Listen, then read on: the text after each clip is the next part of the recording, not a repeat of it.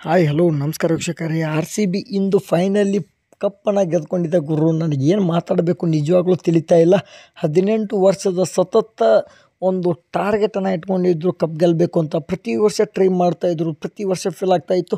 But finally 18 ವರ್ಷಗಳ ನಂತರ ಇಂದು ಕಪ್ಪನ್ನು ಗೆದ್ದುಕೊಂಡಿದೆ.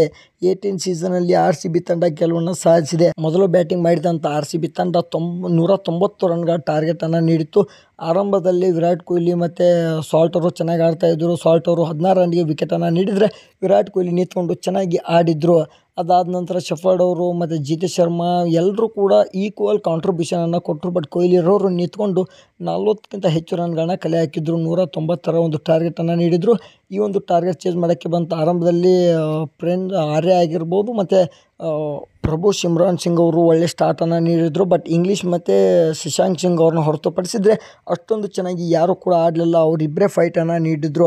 But ನಮ್ಮ ಬಾಲಿಂಗ್ನಲ್ಲಿ ಜಾಯ್ಸ್ ಹೆಜಲ್ವುಡ್ ಆಗಿರ್ಬೋದು, ಯಶ್ ದಯಾಲ್ ಆಗಿರ್ಬೋದು, ಕೃಣಾಲ್ ಪಾಂಡ್ಯ ಆಗಿರ್ಬೋದು ಮತ್ತು ನಮ್ಮ ಸುಯೇಶ್ ಶರ್ಮಾರವರು ಕೊನೆಯ 3 ಓವರ್ನಲ್ಲಿ ಚೆನ್ನಾಗಿ ಬಾಲಿಂಗ್ ಪರ್ಫಾರ್ಮೆನ್ಸ್ ಮಾಡಿದರು. ಭುವನೇಶ್ವರ್ ಕುಮಾರ್ ಅವರು ಚೆನ್ನಾಗಿ ಬಾಲಿಂಗ್ ಪರ್ಫಾರ್ಮೆನ್ಸ್ ಮಾಡಿದ್ರು. ಫೈನಲಿ 6 ರನ್ಗಳಿಂದ ಆರ್ ಸಿ ಬಿ ತಂಡ ಫೈನಲನ್ನು ಗೆದ್ದುಕೊಂಡಿದೆ. ಕಪ್ ನಮ್ಮದಾಗಿಸಿಕೊಂಡಿದೆ.